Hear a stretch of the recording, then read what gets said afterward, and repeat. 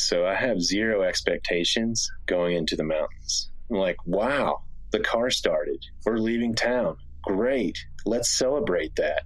Okay, guys, everyone celebrate. We celebrate every moment, because there's so much uncertainty to go on a Himalayan expedition. Hello, everyone. Shanti here. Welcome to another episode of the Out and Back podcast presented by Gaia GPS. Today, we continue our Winter Safety Series deep dive. When it comes to successful backcountry travel, sometimes the hardest thing you must do is make the decision to turn around. This fall, mountaineers Luke Smithwick and Iain Kuo teamed up to attempt an unsupported ascent and the first complete ski descent of Dhualagiri, the 7th highest mountain in the world. After years of scheming, investing large sums of money, time, and training, not to mention traveling all the way to Nepal, lugging all of their own gear up to base camp, and then living in a single-wall alpine tent while acclimating on the mountain, Luke and Iain were forced to make the painful decision to turn around just shy of their goal. On today's show, we're going to hear why and how Luke and Iain turned their backs on this 8,000-meter peak with the summit in sight. They also dish out invaluable tips on how to avoid the perils of summit fever yourself. But before we get to Mary's and Abby's convo with Luke and Iain, I just quickly want to tell you about one tool to help you make sound choices in the backcountry: Gaia GPS. You're going to want to check out the brand new Gaia winter map, which is designed to pair perfectly with Gaia's suite of winter maps, including slope angle shading, avalanche forecasting, and hourly SNOTEL weather reports. And in order to check that all out, you got to have a Gaia GPS premium membership.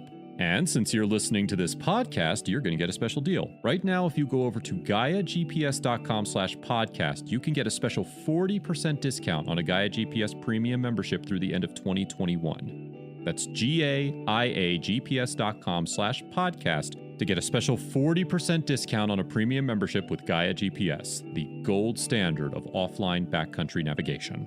But first things first, let's toss it over to Mary and Abby as they talk with Luke and Iain. Luke and Iain, so good to see you guys. Welcome to the show. Thank you. Great to see you too. Thanks for having me. Don't sound quite so enthusiastic. I'm excited to be here. It's my first podcast. Is it really awesome? Well, we know it's not Luke's because he's been on this show before, but it's good to have you guys back here in the States. Just to get started, we just need a little introduction. Who are you guys? Iain, why don't you give us a little sentence about who Luke is? And Luke, if you could give us a little sentence about who Iain is. So I can say anything about Luke that I want? Anything. I think you guys have spent some time in a tent together recently, so this is your chance. Yeah, just a little. I would say in one sentence, Luke is a very experienced Himalayan climber and skier. He's probably, given that he spends most of his year over there in places like India and Nepal and Pakistan and China, climbing and skiing in the Himalayas, probably one of the more experienced Himalayan skiers out there today, and someone that I've been looking forward to getting out and skiing with. And we finally made that happen this fall on Dhualagiri in Nepal. Luke, go ahead. That's my go. Okay, thank you. Iain is a photographer and ski mountaineer based in Jackson Hole, and he's done expeditions all over the world in South America, up in Alaska, here in North America, in the Himalayas. And I was psyched to do the expedition we just did with him in Nepal. How did you two get to know each other? We talked a lot. We messaged over the years because we have a lot of similarities and interests. And so, a lot of my projects that I do personally, we get together to do projects and come together and do it, not knowing each other super well, but having the skill sets and the experience to do so. And Iain and I did hang out before the trip some and got outside some. We haven't done a ton of things together, and we both had a desire to go to this peak. So that's how it came together. So wait, you two live near each other though, don't you? Yeah. Yeah, we live just on opposite sides of Teton Pass. So it's about a 30 or 40 minute drive, but it can always be hard to connect with people. But that said, I've been watching a lot of the things that Luke has been up to in the Himalaya for the past few years. And yeah, we've been chatting about various things, and it took us a while, but we finally connected. And so you said that you just came back from an expedition in the Himalaya. Tell us about that. What were you doing over there? So yeah, early September, Luke and I both flew over to Nepal, which I think since then they've dropped their quarantine requirement for vaccinated travelers, but that in itself was quite the logistical fiasco. And we went over there to attempt the first complete ski descent from the summit of Dhualagiri. Dhualagiri is an 8,000 meter peak in the Himalaya. It's the seventh highest mountain on Earth. A number of people have been over there to try to ski it in the past. No one has quite gotten it from the summit. So that's what we were shooting for. So you left in September. When did you get back here? We got back early to mid-October. I don't remember the exact date, but we were over there for at least a month, I think. You mentioned it would be the first complete ski descent of Dhualagiri, which is the seventh highest peak in the world. What gave you this wild idea to pursue this peak? What was the inception of this project? I've looked at this mountain for a long time from every aspect over the past 10 years. And I was completely in love with it. It's just this beautiful sail that juts out of the center of north central Nepal, and it just calls you. It's just so amazing. Yeah. From my perspective, it was a little bit of a last minute trip for me, actually. I think, like Luke just said, it's something that he's been looking at and thinking about for a long time. And when he invited me to come along, I was super stoked. And even though typically I would spend a lot of time thinking about something like this, I also think that you never want to let good opportunities pass you by when they come up. So when he extended the invitation, I kind of shifted my plans around, and actually I quit my job and just took off for Nepal. Wait, what? You quit your job? I did, yeah. Well, I've kind of structured my life for the past few years pretty much around skiing and mountaineering. Jackson is a big tourist town, and there are a lot of opportunities to work in the service industry and the restaurant industry that people kind of come and go. It's a pretty transient place. So I don't think anyone was super shocked when I said I was leaving for Nepal and turned in my 2 weeks notice. Sounds like a true ski bum. Yeah, that's another way to say it. So Luke, you had mentioned like you were in love with this peak. You'd seen it from every aspect. What is it about this peak in particular? Is there something about it, like the way it looks? Does it have just delicious looking lines on either side of it that you just really want to ski? What is drawing you to this peak? Dhualagiri is very well guarded. Like every aspect is quite hard to get up. But on the northeast side, there's this little prow, little ridge that goes up. That's just this perfect ski line. And so when you look at it, it's just aesthetically pleasing. And if you were to describe this perfect line, what kind of pitch would the whole line look like? If you could kind of visualize it for us. It's just a giant ridge that runs from 26,000 feet down to about 15,000 feet. Could be a little bit off there. And then on down to an ice fall down to base camp. And so just a prominent ridge line that really is the only weakness on the peak. So that stands out for that reason. Yeah, and I think just to add on to that, like Luke said, it's a very well-guarded mountain. And so the bottom half is very broken up in terms of the glacier and the crevasses and the icefall. And so when you look at pictures of the Northeast Ridge, which is the line we went to ski, it's striking how direct it is. And I think that, you do have to get past the icefall and cross the glacier in the beginning. But once you get up onto the ridge, it's also attractive because there's not as much crevasse and overhead hazard on the ridge itself, which I think is also probably the reason that it's the standard climbing route on Dhualagiri, is because it's relatively more approachable and a little less exposed. You two had never really met before this trip. How did it go once you were committed in person? We communicated a lot beforehand, and we did hang out here in town, and we did get outside a little bit. But I've done this quite a bit with folks I haven't had a lot of experience with in terms of like personality things, because I know that Iain had the skill sets to do it and the experience. So it was really just our, figuring out, we were in this tight little alpine tent at times. It was trying. And I think it went pretty well. Yeah, I think we both have good expedition personalities, because really expeditions bring out the true colors sometimes of people. And so it's good to have patience with people on a daily basis, with each other, with your climbing partner, ski partner, and realize that some people are going to have tough days. Some days one person may feel more tired or more fatigued or dehydrated or whatever it is, and just working together towards that long-term common goal. Yeah, and when Luke talks about it being a tight squeeze in a small 2-person alpine tent, If you don't know him, he's like 6'2". So it was definitely a little bit tight in there.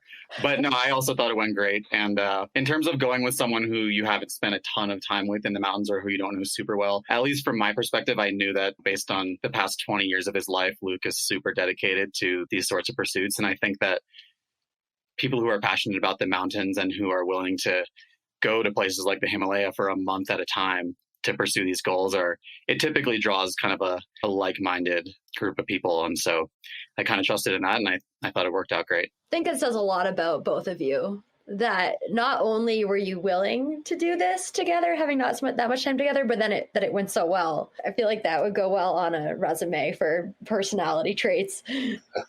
So we're curious, what is training and getting ready for a trip like this entail? Iain, please. Well, for me personally, as things have gotten more serious over the years and I started to go on these expeditions for weeks at a time to places like Patagonia and Alaska and Nepal, initially I was just going out ski touring casually with friends. At some point, it just became time where I realized that if I wanted to ski from above 6,000 meters, I would have to have a little bit more of a regimented, serious training program. And so for the past couple years, I usually train 6 days a week. I work with a company called Uphill Athlete, which was created by Steve House and Scott Johnston, if you know those guys. But it's pretty much a year-round, full-time pursuit. So in the summer, when you're in Jackson, what does your training look like? It's a lot of aerobic base training. One of the biggest components of training for high altitude mountaineering of any kind is just endurance. And so there's a lot of low intensity, long duration workouts. So in the summertime, it's usually running or hiking. I use like a heart rate zone method of training. So I wear a watch and a heart rate chest strap so I can monitor what my heart rate is. And I'm trying to typically stay in for an aerobic workout like that. So for tuning up that kind of upper line, higher heart rate, uphill sprints, flat sprints, and then there's also like muscular endurance stuff in the gym, would say is the third component. You guys are speaking Abby's language right now. I'm just telling you. I'm curious. So you mentioned the strength component. I imagine that has to be so important given that you're carrying all your own stuff, right? Up to base camp, at least. Is that, I guess we'll get there at some point in this interview, but. Yeah, I guess I should have hit on that a little harder. Typically, the closer I get to an expedition, I'll start doing those weighted carries with a 50, 60 plus pound pack for like an hour at a time up a steep grade. Teton Pass is great for that. You can drive out to Mount Glory and go on a 1 hour hike that's pretty much straight uphill with a heavy pack. And that's definitely a huge component on something like what Luke and I just attempted, where it's just the two of you and you're carrying all of your own tents and food and all that sort of thing. You got to be prepared for that for sure. Okay, so you guys leave the States. Now walk us through the travel logistics. Yeah. What does it take to get to the bottom of Dhualagiri Peak? Well, first you need to get a visa to Nepal before you go. You need to have a negative COVID PCR test for travel. You get those done. You get to Nepal. You get a permit to go to the mountain, and then you leave Nepal and you can drive or fly to the city of Pokhara to the west of Kathmandu. And then from there you drive on a gnarly jungle road up through the Dhualagiri Gorge, which some people claim, or technically is, the deepest gorge on earth because you have Annapurna on one side, Dhualagiri on the other. When you get to the village of Marfa, and then from Marfa you go straight up, literally, out of the Dhualagiri Gorge, and you walk for several days to get to base camp for Dhualagiri. And your photos suggested that you stopped at some places before you got to base camp.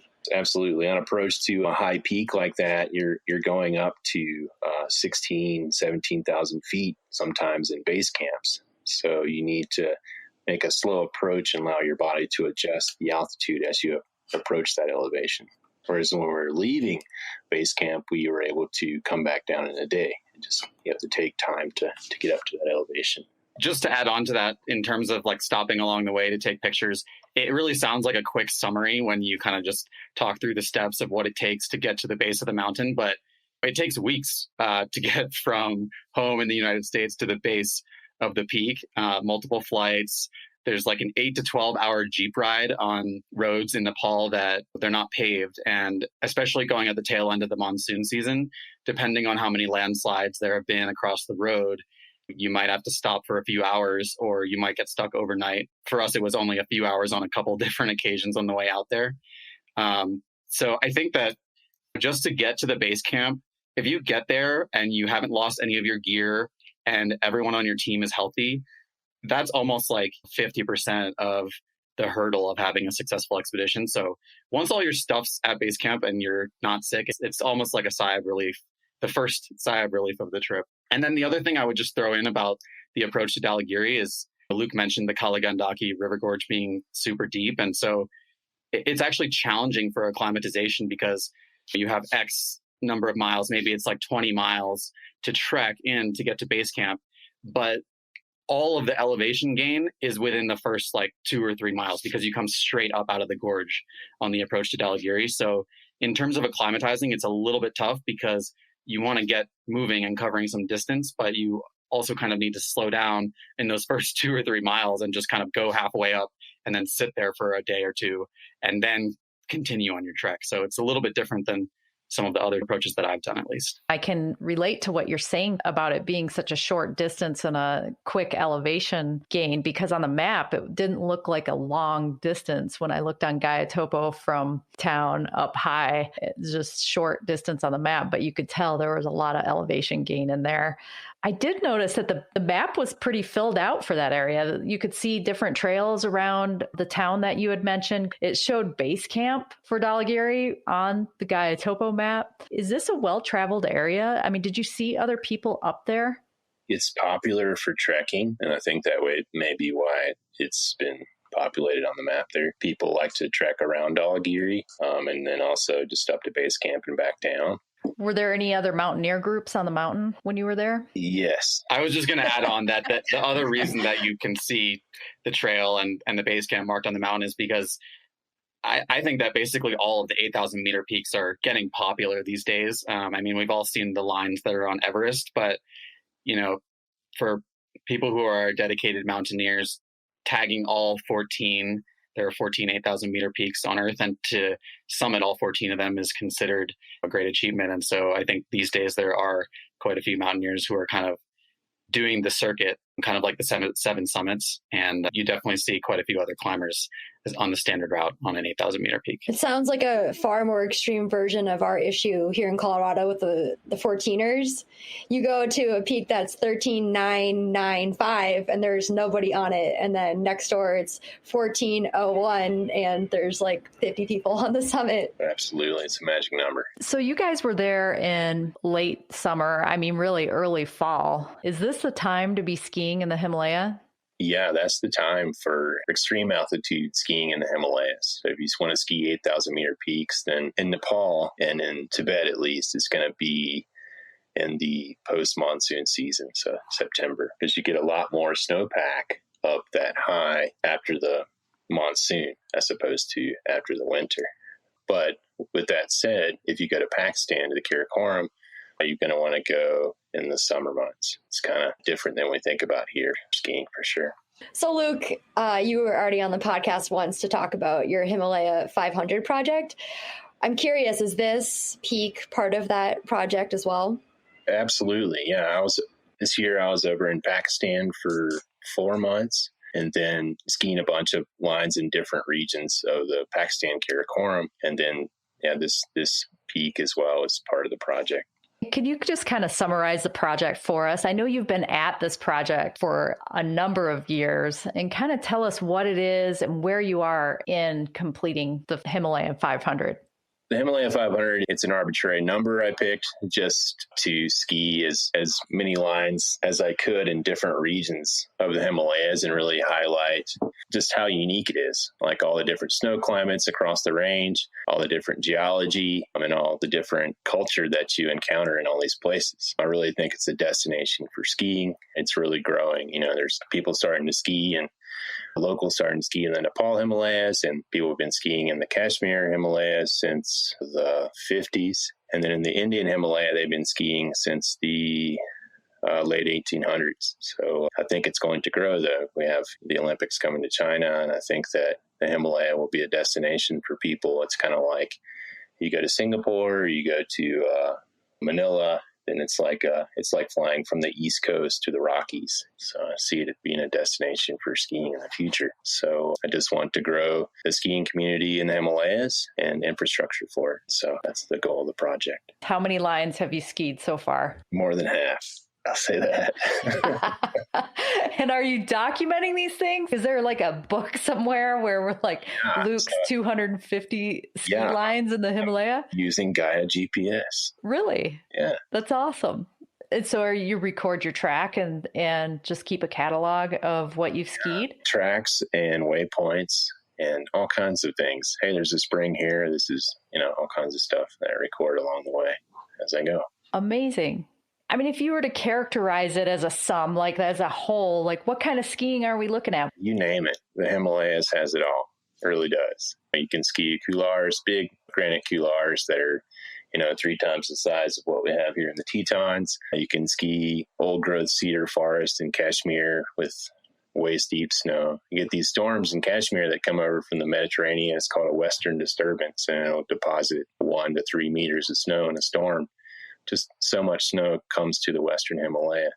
And kind of as you work east towards Everest, you have less and less snow on the ground in the winter months. But with the monsoon I was talking about, you have quite a lot of snow above 6,500 meters during the monsoon.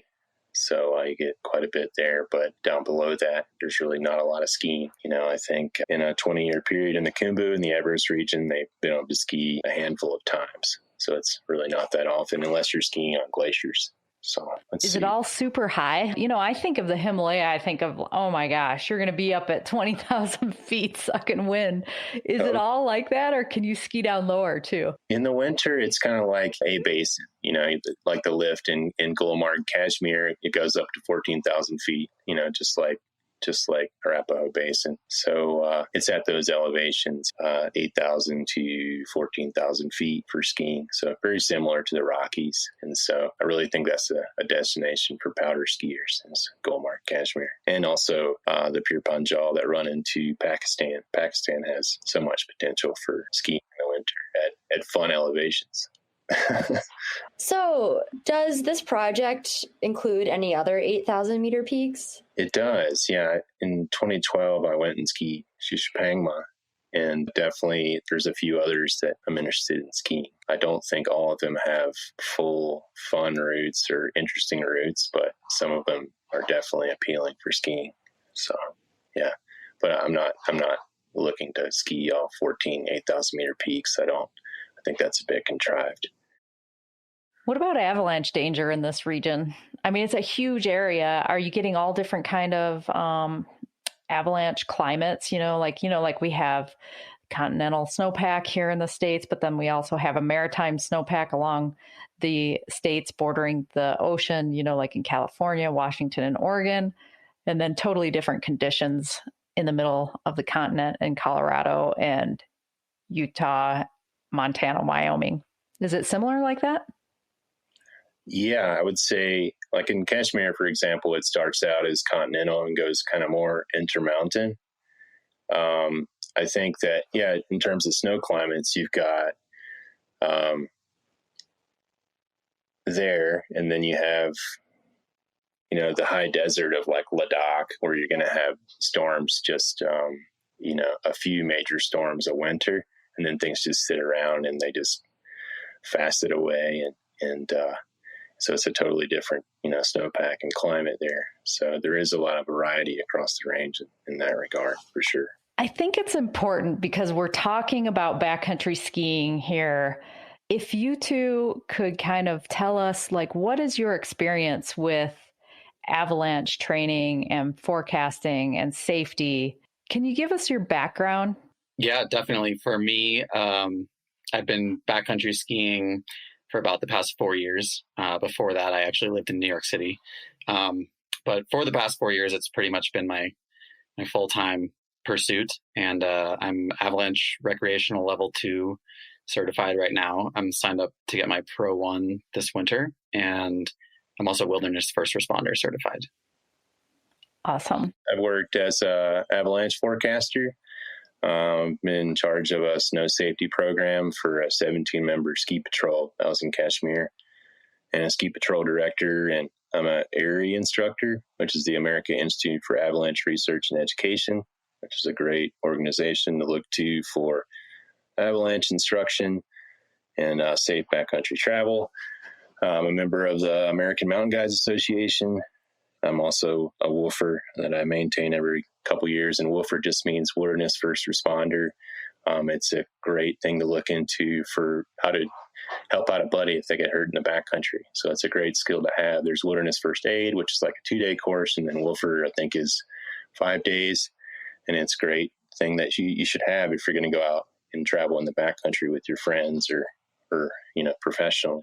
So that's what a WWOOFer is. And so that's what I do in terms of avalanche stuff. Iain, was this your first time going to the Himalaya? It was not my first time in the Himalaya. My first time was in 2019, a couple years ago. I went over there to the Everest region in the Khumbu Valley and climbed a peak called Ama de Blanc, which is about 6,800 meters, just via the standard route on the Southwest Ridge. That said, I didn't have any skis that time. If you look at a picture of the peak, you'll see why. I think it would be pretty tough to ski unless you were going to base jump with a parachute from the upper mountain. And then other than that, I had also been over to Kyrgyzstan in a range called the Pamir, which is also a very high mountain range similar to the Himalaya, and climbed a 7,000 meter peak over there. So I had a little bit of experience kind of in the region and in those high peaks, not quite as much as Luke, but at least enough to have a sense of what I was getting into and feel comfortable with taking on that objective. And then other than that, skiing in Alaska, I was on Denali in the spring. And then I actually was lucky and went down to Ecuador last year and skied a 6,000 meter peak down there, which is really cool. So I would say all of those things have kind of been feeding into and building up to this experience. If I'm being honest, I had probably planned on maybe another year or two before attempting an 8,000 meter peak. But like I said earlier, when opportunity knocks, I think that it's important to take that leap. And I think all the skills were there, and it's just a matter of confidence and building experience. This was your first time in that region. What did it make you feel like when you actually turned the corner and saw the mountain for yourself for the very first time? What was that like? Yeah. Well, I wish there had been that like turning the corner, see the mountain moment. Unfortunately, and we can get into this later, but the weather was a little bit less than ideal. So when we trekked in, turning that corner, that I didn't even know that the mountain was there, because it was so cloudy. And there were intermittent periods of sunshine at base camp. And of course, I did eventually get a look at the mountain. I would say the thing that jumped out to me the most about it was just how broken up the lower mountain was and how much overhanging hazard there was on the lower half of the route. I think that, to me, one of the most exposed parts of the entire trip is just making that journey from base camp across the glacier and past the ice fall up to the saddle at the base of the Northeast Ridge, which is the line that we wanted to ski. Depending on how long it takes you to make that journey, you're spending 8 hours just walking underneath these giant overhanging seracs the entire time. And the whole surface of the glacier is like these big mounds of snow because it's debris, from previous serac collapse. So I would think that, the feeling of seeing the mountain for the first time, that's kind of what stood out to me. And, other than that, of course, it's a huge peak. Base camp's about 15,000 feet and the summit is almost 27,000. So, you're looking up at 12,000 feet of rock, ice, and snow, which is always intimidating, even if you have experience in the mountains. I think that if you don't have a little bit of concern, you might want to take a step back. Yeah, it's an interesting point he brings up because, like, if you look at Mount Everest, you have the Khumbu icefall, and people are just going through it, and no one would go near the Khumbu icefall if it was on any other mountain on Earth, But they're going through the Khumbu icefall because it's on Everest, but it's the objective hazard. It's very real. It's very, very risky. And Dhualagiri has similar danger in the icefall heading up. That kind of leads me to another question. When you talk about Everest, I think of people going up there in big teams with Sherpa support and guides and oxygen as well. Did you use any support like that? We did not. That was the goal. And while we logged so much training, year round, I think with a general level of fitness, you can go to an 8,000 meter peak with Sherpa support and oxygen. And basically how that works is they go up onto the mountain and they break a trail up to over a period of time to the summit, and they place a fixed rope all the way to the summit, and then they establish tented camps at different elevations as you go up the mountain. And so you move into that infrastructure and you have a relatively lighter pack and climb between those camps. And then when you get to the highest camp, you don an oxygen mask and go for the summit with your guide. And so it is a different style of climbing than what Iain and I were trying to do, because we were carrying all of our own stuff and climbing within our own contained team. So what were you carrying? We got some pepperoni in Kathmandu. Remember, that was pretty good. Man, I think by the time you finish filling your pack with stuff and then you pick it up, half the time you're like, what is in here that is making this so heavy? But I guess a general overview of what we were carrying, tents, sleeping bags, and on a peak like that, you need a sleeping bag that's rated to -20 Fahrenheit or lower.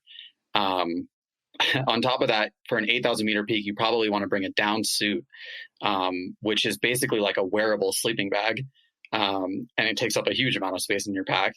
And then you've got food for multiple days, which is often a really heavy component, water, camera equipment if you want to take some pictures, and then all the usual mountaineering gear. So ice axes, crampons. We're bringing protection in case we need to fix our own rope or pull someone out of a crevasse. So you've got the harness with the whole crevasse rescue kit, carabiners, a micro traction, maybe you have a rappel device. And then if you want to ski down, of course, on top of that, you got to carry skis.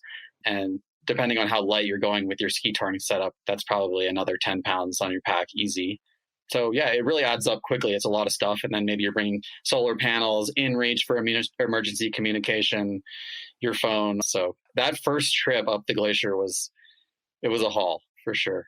And then once you start establishing your own camps up higher on the mountain, typically you're doing multiple acclimatization rotations. So ideally, the second time you go up, you're carrying a little bit less because you left your tent and some other stuff up there. Honestly, I'm surprised it was only 50 or 60 pounds. You think about what some people's backpacks weigh when they go through hiking in like the desert. It's remarkable, truly.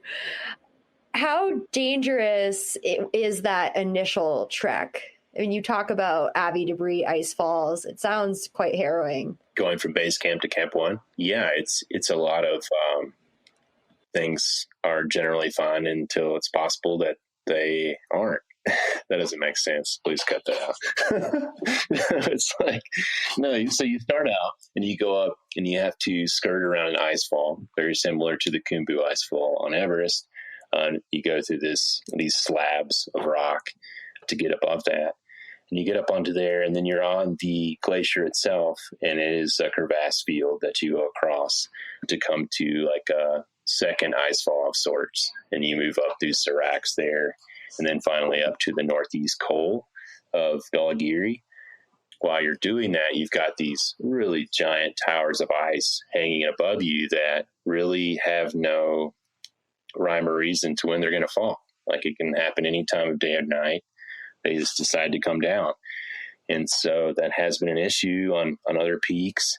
To my knowledge, there's no history of people being injured or killed on Dhualagiri in that area, but it's definitely a possibility. It's just a function of just being in the wrong place at the wrong time. If you look at Denali or you look at Everest and you have a lot of numbers, a lot of people up there, you're going to see people getting hit. And people have been killed on Denali and on Everest by rockfall and icefall. So, yeah. So you're basically saying that is a risk that you're taking kind of inherently by deciding to attempt this peak. Yeah, that's a risk that you have to take on if you're going to try to summit Dhualagiri or Mount Everest or a lot of the 8,000 meter peaks or even lower elevation peaks. That is a risk that's there. So how long does it take you to navigate all this and get to your first base camp? Let's see. What was it taking us to get to Camp 1, Iain? It's like 6 hours, 8 hours. Somewhere in that range of 6 to 8, I would say. Especially that first time with those super heavy packs. Just to help paint the picture a little bit of what the overhead hazard is like. Luke talked about skirting around the ice fall and getting off the rock slabs and finally onto the glacier. That first part takes 2 or 3 hours in and of itself. And usually when you're out ski touring or climbing or something like that, maybe you take a break every 1 or 2 hours. And I think that first time we went up, I kind of caught up to Luke on the glacier, and we were maybe thinking about getting our skis out and switching to skins. And it was kind of like a nice time to take a break. And Luke kind of looked at me and said, I'm looking at this stuff above us, like these overhanging seracs, and I just don't think we can stop here. And so you're moving for 4 or 5 hours continuously because there's nowhere that's a good place, that's really a safe place to stop. So you get to your first base camp. Tell us what your plan was. What is the plan from there? Generally, you do 2 rotations on an 8,000 meter peak before you go for a summit push. And a rotation is just moving up onto the mountain, tricking your body into starting to build red blood cells so it can tolerate being at that high of an elevation to go to 8,000 meters. So we did our first rotation up there. And really on the first one, you're just checking out conditions on the mountain. And then you're heading back down to base camp and you're resting for a few days. Then you usually go for another rotation of the mountain to a higher elevation and then come back down to base camp. And then you're ready for your summit push. And that's generally how it works on 8,000 meter peaks. Some people use a different style where you go up for a single rotation and you spend a few nights. Some people call it like a Russian style. And so those are kind of the 2 ways that you climb an 8,000 meter peak. And so that's kind of what we were up to on our first rotation. And tell us how that went. How'd it go for you? Did you make it? We made it. Yeah, great. We were both really happy to finally be on the mountain and moving, and some great snow. So we were psyched about the skiing, and the views were spectacular to look out towards the Annapurnas. You could see some of the more, wild peaks to the north towards Tibet and Mustang. And it was just a great thing to be up on the northeast col of Dhualagiri. And how did the weather look when you were up there? Dhualagiri is this vortex of terrible weather. It really is. It's just, it's like, it has these layers. And so like a lot of times if you see a photograph of an 8,000 meter peak, there'll be this sea of clouds beneath it. When we were down in base camp, seemed like almost all the time. It was like a handful of days that it was clear. But we were down in that soup, down in that fog. And once you get above 20,000 feet, 6,000 meters roughly, you can see you're above that deck. It's like you're up. It's like when you're in an aircraft, but you're just on a mountain. They're just so large there in the Himalayas. So the weather was challenging on this expedition, and historically Dhualagiri is notorious for that. Just lots of snowfall, and it's a fickle mountain that really takes some real doing to get to the summit, just because of how bad the weather is. Just wind and clouds coming in and out, and snowfall, and lots of snow wire there. Given that weather, what odds were you giving a successful ascent and ski descent? That was my 78th Himalayan expedition in like the past decade. So I've come to a point where I try to be surprised instead of disappointed. So I have 0 expectations going into the mountains. I'm like, wow, the car started. We're leaving town. Great. Let's celebrate that. Okay, guys, everyone celebrate. And we celebrate every moment, because there's so much uncertainty to go on a Himalayan expedition. And so I really had 0 expectations. We went there and presented ourselves with all the fitness we put into it, all of our own skills. We were prepared, and we went and saw what we saw and maintained our objective mindset to come home safe. That's the goal. I'm really, personally, I play the long game. I want to be doing this when I'm old, when I'm in my 60s. I still want to do this. So I'm not really willing to risk it for a mountain. Yeah, that's how it went. It was a great expedition. Well, let's hear about the rest of it. We haven't gotten the whole story yet. Yeah, so as Luke was describing, you kind of have to go up and down the mountain multiple times, which, as you can imagine, takes a long time. And so we did the first rotation, which was great. We established a camp up at Camp 1, which was, I think just below 6,000 meters. From there, we climbed up a few hundred meters higher just for acclimatization, and the skiing conditions were actually really nice, which was surprising, because usually when you go to a huge mountain like that, I mean, I just, similar to what Luke said, I'd rather be surprised than disappointed. So usually the conditions are not that great for skiing. And then we came down to base camp. And I think to make a long story short, what ended up happening with the weather, which is typically bad on Dhualagiri, is that we kind of ran out of time with the weather. And so we ended up being stuck at base camp for a few extra days in between those first 2 rotations that we wanted to do before a summit push. It was raining frequently at base camp, and then it actually snowed all the way down to base camp. And so this, as you can imagine, since it was also raining, the temperatures were pretty warm, the snow is pretty wet and heavy, and we definitely saw a few slides of fresh, loose, wet snow coming off the side of the mountain, which forced us to stay in base camp for a couple extra days to wait for that to settle. And then by the time we went up for the second rotation, we had a professional weather forecaster that we had hired so that we could have some visibility into what a summit window might look like. And unfortunately, after a certain date, it really just looked like the winds were going to pick up and make the summit a very dangerous place to be, very cold, and probably, very risky to try to ski without being clipped into a rope. And so we went up for that second summit push. We climbed to about 6,700 meters before skiing back down.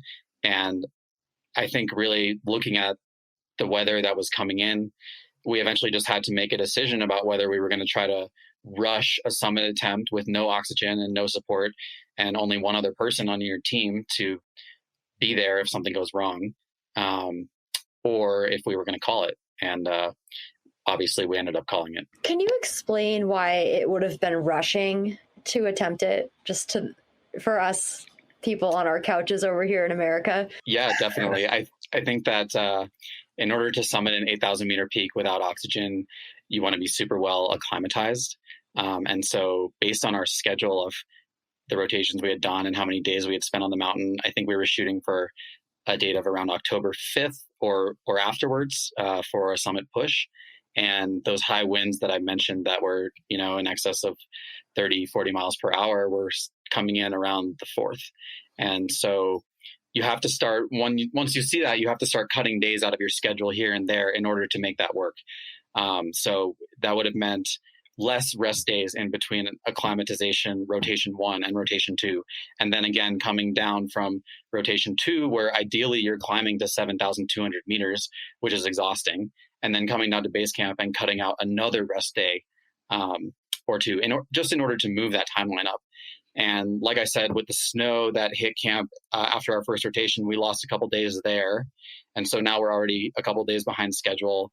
And so in order to make that summit push in the appropriate window, the number of rest days or acclimatization days that you have to cut out of your schedule in order to get there, it just eventually reaches a level where it's unacceptable, right? I mean, you're going to be putting too much risk that you're either too tired to climb or ski safely. If you fall skiing this line, there's a good chance that that's the last ski turn you ever make. Or you're not well acclimatized and you're going to get high altitude cerebral or pulmonary edema or some other form of high altitude sickness, which again is really not ideal up there. So yeah, so the trick with cerebral edema or pulmonary edema is that if you get it once, you're predisposed to getting it again for the rest of your life. And so if you're rushing your acclimatization, you're potentially, if you develop one of those illnesses, you're kind of hosed for the rest of your life. You're predisposed to getting cerebral edema and pulmonary edema, and you're, in my opinion, a pretty scary partner to have. It's definitely food for thought that we really didn't want to rush things. And like I was saying about the long game, I want to be doing this a long time. We weren't really willing to rush and risk that. because we both didn't want to develop those things. But I should say you can pull it off, you can get away with it, but that's not really the way things should go. Are you able to see the top of the peak from where you're camping? You can see it from base camp. You can see it. It's up there. It's so big. 8,000 meter peaks are just, so giant. I mean, how hard is it to make this decision? You're right there. You've invested so much training and so much planning into this objective. How difficult is it to resist that summit at that point? I would say it's very tough. To your point, you pour a ton of financial resources into it, time, and effort. And to walk away is always hard. And, obviously that's why people get in trouble in the mountains and in the backcountry frequently. I will say, I think it's gotten easier over the years. I think, the more that you do it, the more different peaks, the more different scenarios you see, it starts to get a little bit easier to say, okay, well, I did X, Y, and Z. I can let this one go, or I do this all the time, I can come back. That is much harder with an 8,000 meter peak, given that you have to dedicate a month or more to get there. So the answer is that it's tough. But like Luke said, if you want to be doing it down the line, you have to be able to make that call, I think. And I think weather forecasting these days is so good. It's like I have friends in Boulder where you are, Abby. They're rock climbers, and they can watch the weather in Patagonia, way, way far away. And they see that window coming, and they'll fly down and get a route done. Whereas back in the day, climbers would sit there for 6 weeks waiting out wind and rain. And 8,000 meter peaks are the same way. They've gotten quite good at forecasting at that elevation at 8,000 meters. So we had a pretty reliable forecast, and it's either on or it's off. And it was not on for us. What did that conversation look like between you two? We just didn't see it. And so it was a pretty simple conversation at Camp 2. We got our weather update, and we talked about how that would fit into coming up for summit push. And we went down to base camp to see if there'd be any change, and there wasn't over a period of days. So that was it. We called it. So, yeah. Were you on the same page? Go, Iain.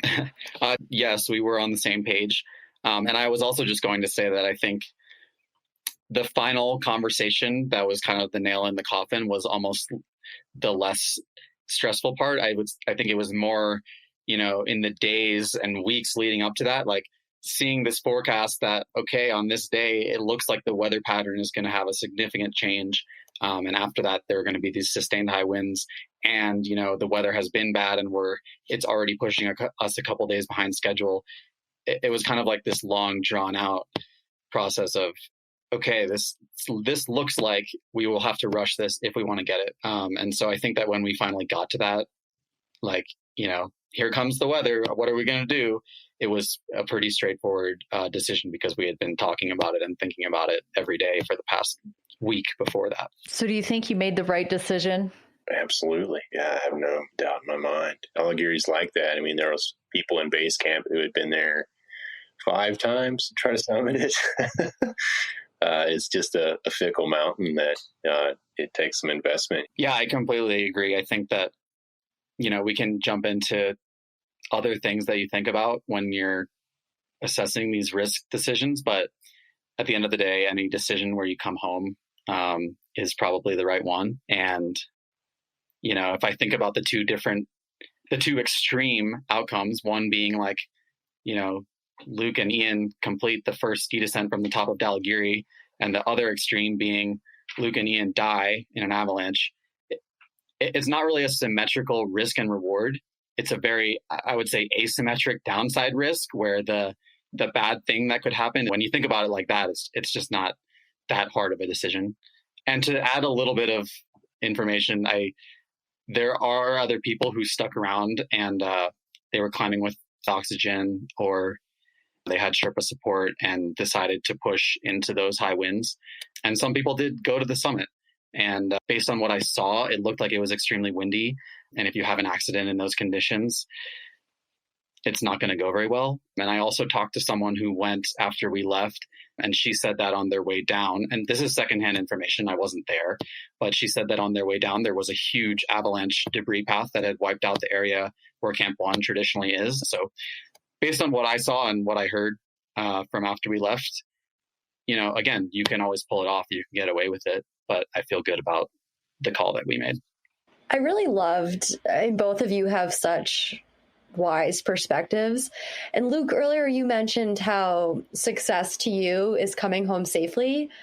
That's such a powerful mindset shift. Because even silly running things, I found myself getting caught up in summit fever, and then it starts lightning, and I feel like the day was a failure because I didn't get to do my whole run. But reframing it as, no, it was a successful day because I made it home safely, then you're still feeling like you're winning the day. Yeah, absolutely. That's a great point. And I mean, you guys are out there climbing an 8,000 meter peak and employing this decision making, kind of avoiding those human factor risks that are often taught in avalanche training courses. There's snow science with avalanches, the more tangible things that you can measure and make predictions from. And then there's this other science that deals with psychology and the risks that people take regarding their decision making. Just what Abby was saying, you probably make these same decisions skiing around the mountains in Jackson and the Tetons. And maybe it might be on a smaller scale than Dhualagiri, but you're still employing those same methods in the mountains. And I just kind of want to go through in the context of this FACETS acronym that they teach you in your Avi 1 courses. There's this acronym that's out there, FACETS, with familiarity, acceptance, consistency, expert, tracks, and social.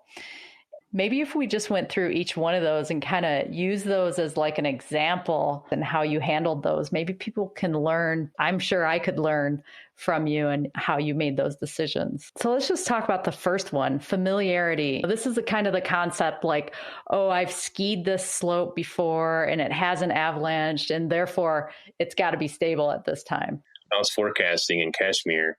I put out a forecast. It was February 11th of 2015. Put out a forecast that if you go into the backcountry today, you may trigger an avalanche that you will not survive. And someone came to the top of the gondola and I explained it to them, and they said, I grew up here. I've lived here my entire life. I've skied this bowl after every storm. I'm going to be fine. And he left and he went to that bowl and he triggered a D4 avalanche, which is large enough to destroy a train, very large, and he lost his life. And it was a human factor moment. It was a big moment for Kashmir to lose someone in an avalanche. It was the first person from the valley there to die in an avalanche in Gulmarg. And I really think that always comes back to me when I think about the familiarity human factor, the F of the facets. But to get back to Dhualagiri, Iain? Sure. Obviously, there was no familiarity with Dhualagiri specifically, but I do think that the familiarity concept also extends beyond just skiing the same exact slope that you have skied in your backyard every day. For me, I typically go on a couple of these expeditions a year, and Luke goes on many more than that. And I think when you spend a lot of time in the mountains in general, there's a feeling of familiarity. Like, I do this all the time, and I've done this so many times, and nothing has gone wrong.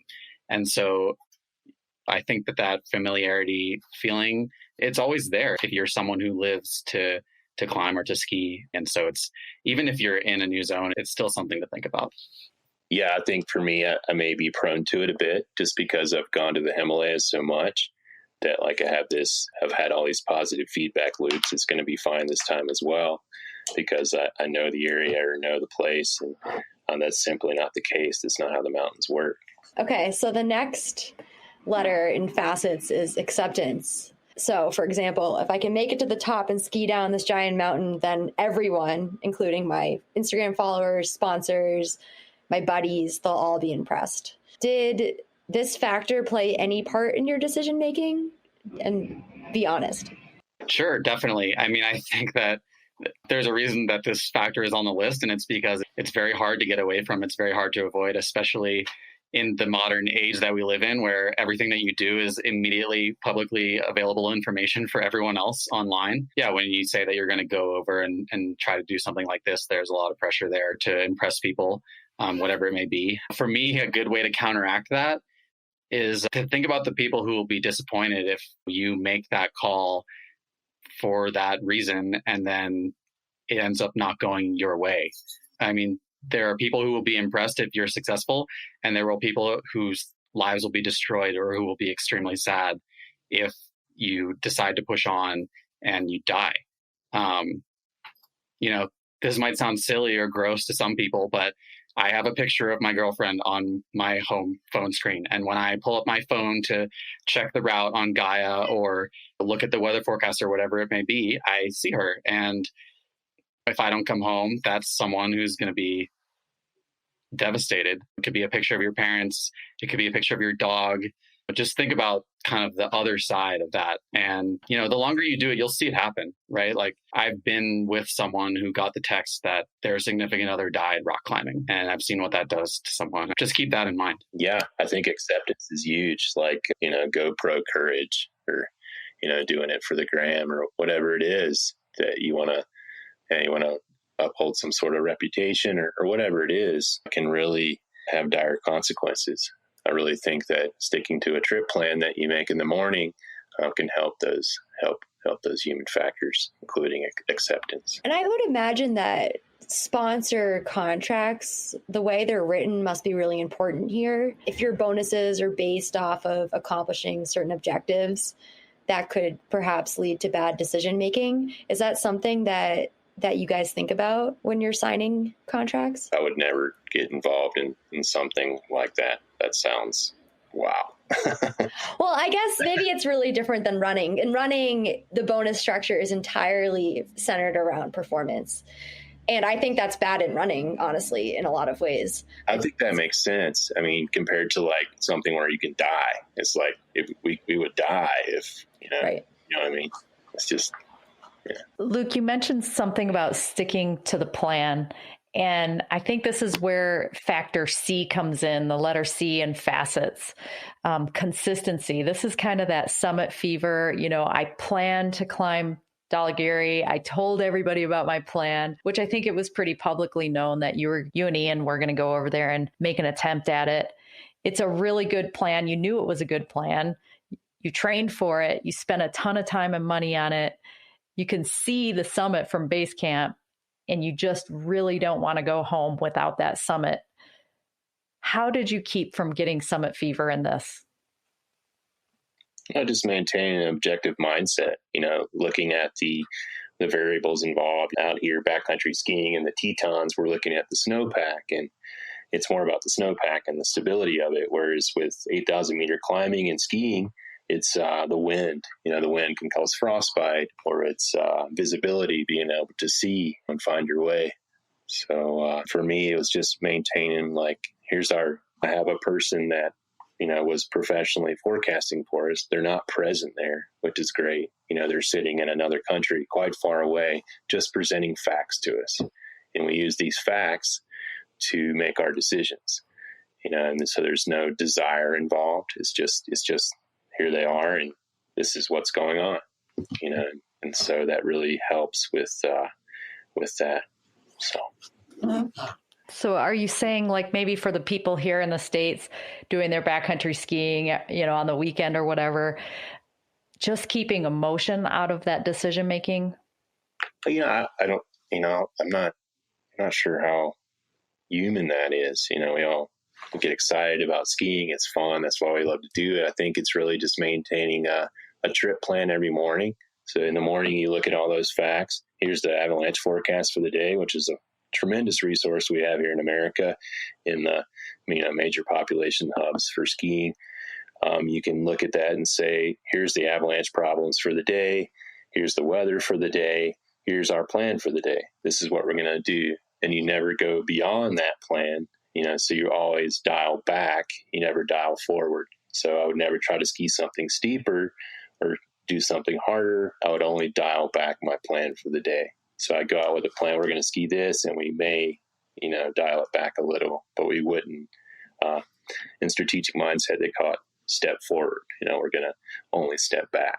So just, yeah. That's great advice. Abby? Just to jump in with regard to plans and consistency, I think, we're talking about if you make a plan to go to Dhualagiri, how hard it can be to walk away from all the time you've invested in that. And, the other thing is that most people have other plans in life. And so when you're in a situation where you've got this plan that you've committed to and you want to follow through on, but in something like backcountry skiing or mountaineering, the consequence can be death if you decide to push the risk too far. Something that helps for me is just to write down what my other plans in life are that I'm not going to be able to do if I don't come back. So like for me, it's again, like kind of corny, but at the beginning of every year, I write down a list of goals for the year. And this year there were 10 things on there. And the first 2 were ski mountaineering related.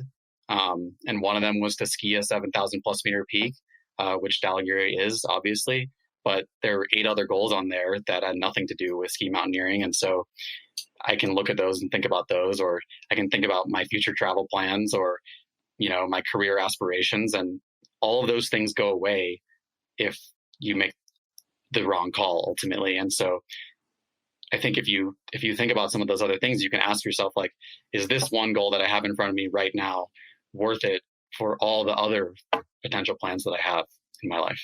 It's like what, Luke, you were saying earlier about thinking about this more than just this season, many seasons into the future.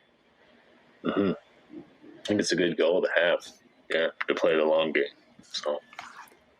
So the next letter in this acronym is E for expert halo, which is the idea that you're traveling with somebody else who is an expert, and that sometimes can be a crutch for not using your own decision making and just going off of what they say. And it seems like you both are so level-headed and thorough that this wasn't an issue. But can you talk a little bit about this? Have you ever been in a situation where this has happened? Totally. Yeah. Every morning, putting out, like at 4 a.m., I would put together the shot plan for the day to place explosives to remove avalanche hazard or reduce avalanche hazard at a ski area. I would just always listen to the rookie ski patrollers, the first year ski patrollers, because they have a perspective as well of something that you may overlook as, the person in charge.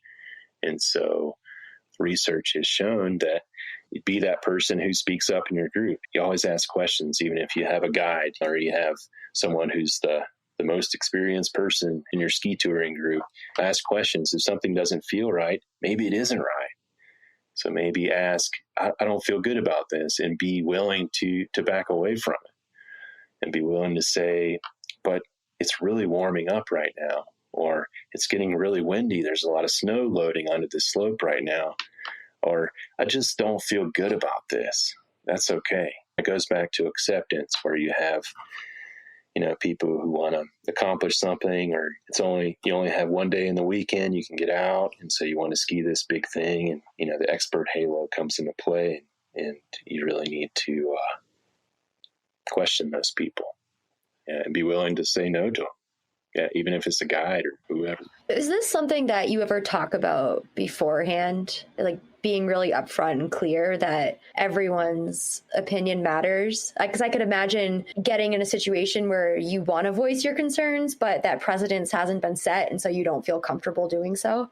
Yeah, I do. Yeah, I always vocalize that. Like if something doesn't feel good to you or you're not comfortable about it, because at the end of the day, I always do a debrief with my friends, with whoever, when I'm out skiing. I say, where did you feel the least safe today? And it's always surprising what people will say.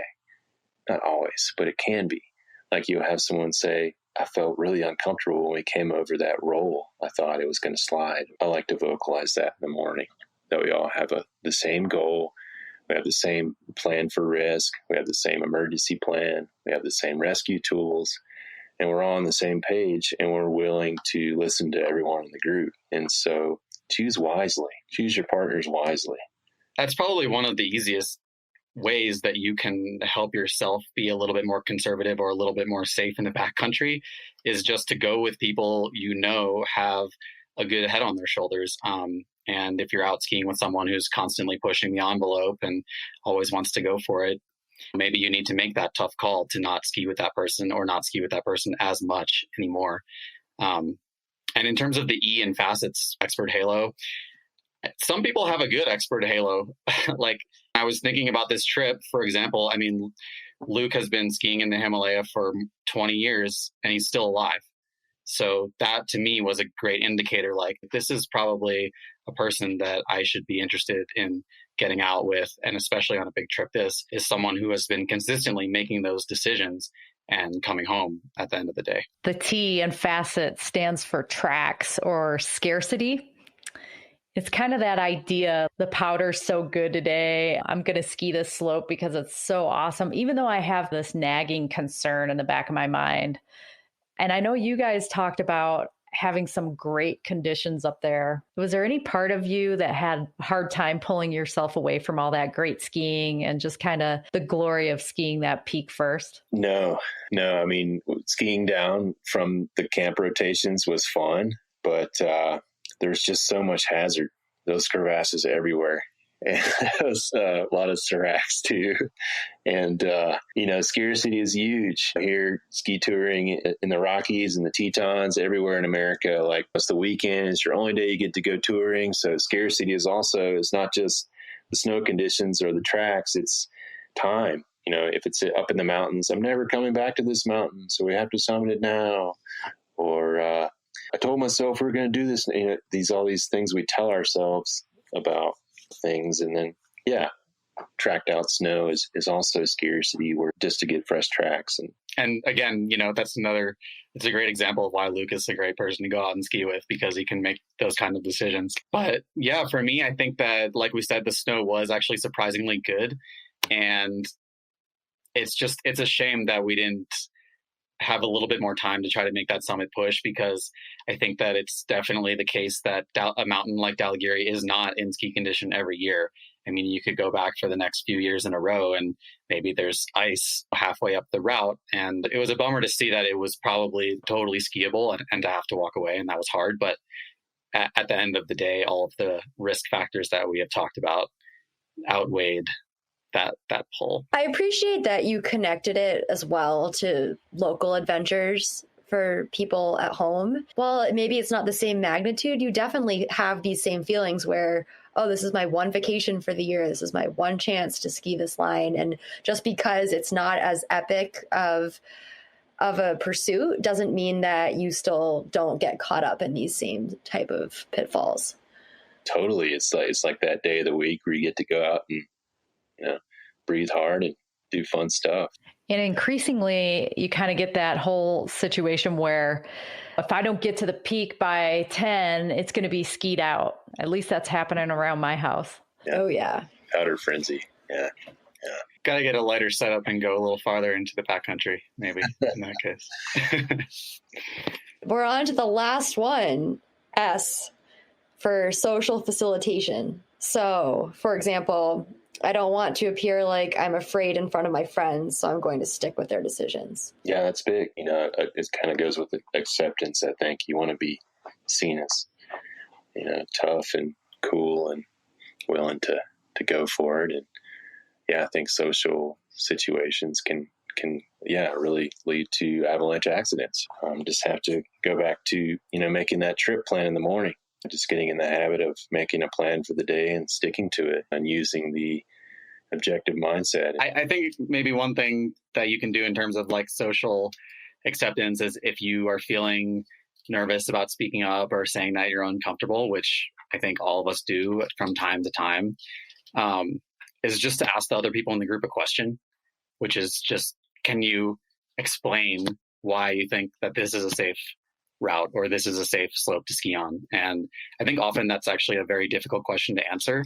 I think a lot of times when people are out there, it feels right, or it feels like it'll be fine is kind of the answer that you'll commonly hear. So I think that just asking the other people in your group to talk a little bit about why they think that the ski plan that you're going for today is a good idea is an easy way to just flush out whether everyone in the group has really thought this through. And I think that also asking, did we get away with it today, or did we choose terrain that was appropriate for the current conditions? How often are we getting away with it? Are we, maybe pushing it a little bit? The avalanche forecast it's moderate for the day. So natural avalanches are unlikely, but human-triggered avalanches are possible. Maybe it's like a scary moderate, and there's still slabs around and are we risking that? And so at the end of the day, I also like to ask people that, like, did we get away with it today, or did we choose appropriate terrain? Because you can have fun in low angle powder skiing without risking your life, just choosing the right partners and going out and having fun. And all of this doesn't need to be rigid and informal. You can develop it with your partner, your ski partners. And so it's fun, maybe you have a beer at the end of the day and you talk about it. The more you learn and more you dive into all this, it's really fun. So I'm curious, did either one of you have to actually ask that question of the other? Can you please explain why you think this slope is safe? On Dhualagiri? Yeah. We did talk about some of the Serac hazard. Yeah, we were definitely like, wow, that one's really big. That would be bad if that came down. Things like that.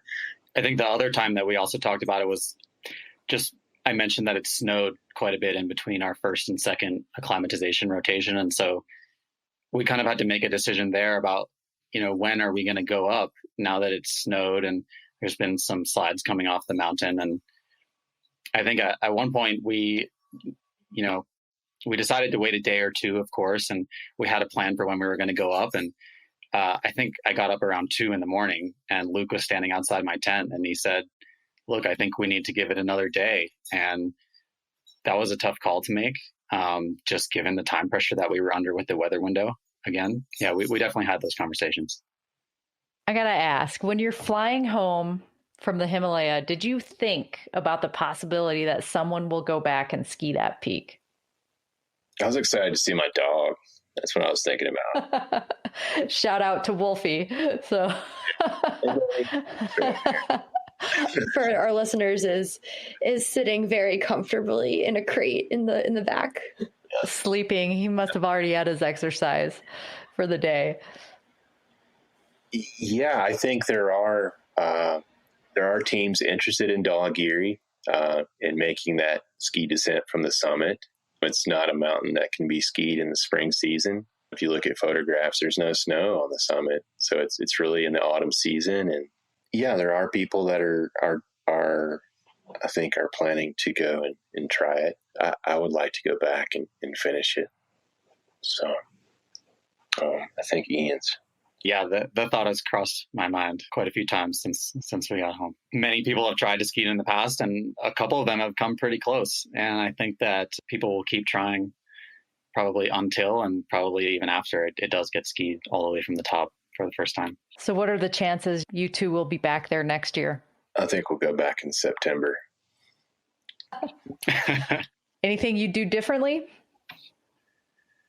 I'll probably bring more Snickers this time. Of course. Yeah. We brought some yak cheese. That was really good. Probably bring an extra block of that. And some new music. The music's really old. Yeah. So I thought your musical taste wasn't too bad. That was probably another reason we got along. Yeah, absolutely. Was there an anthem for the trip at all? A song that you're going to associate with sitting in the tent with Iain for days up on the side of Dhualagiri? The sun will come out tomorrow. Yeah. Nice.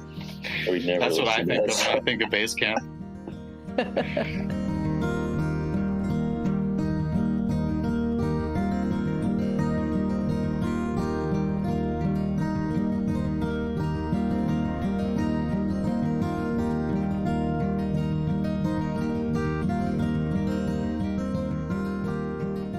Thank you for joining us, Luke and Iain, and for sharing your story and tips. We are in awe of your accomplishments and the remarkable discipline you showed in your decision on Dhualagiri. Now, we actually had Luke on episode 24 of the Out and Back podcast, where we discussed the Himalaya 500. If you want to learn more about that, make sure to check out that episode. And then make sure to check out his website, lukesmithwick.com, and his Instagram, @Luke_Smithwick. And of course, we can't forget Iain. Give him a follow on Instagram @MTNIain. And that's IAIN. So @MTNIAIN. And staying on Instagram, make sure to give us a follow on Instagram @Out and Back Podcast. If you enjoyed today's show, make sure to swing on over to Apple Podcasts and give us a nice 5-star review. We'd really appreciate it. And then finally, if you haven't already, make sure to head on over to GaiaGPS.com/podcast to get that 40% discount on a Gaia GPS premium membership through the end of 2021. This is Shanti along with Abby and Mary. Thanks for joining us today, and stay safe out there, everyone. We'll see you next time on the Out and Back podcast presented by Gaia GPS.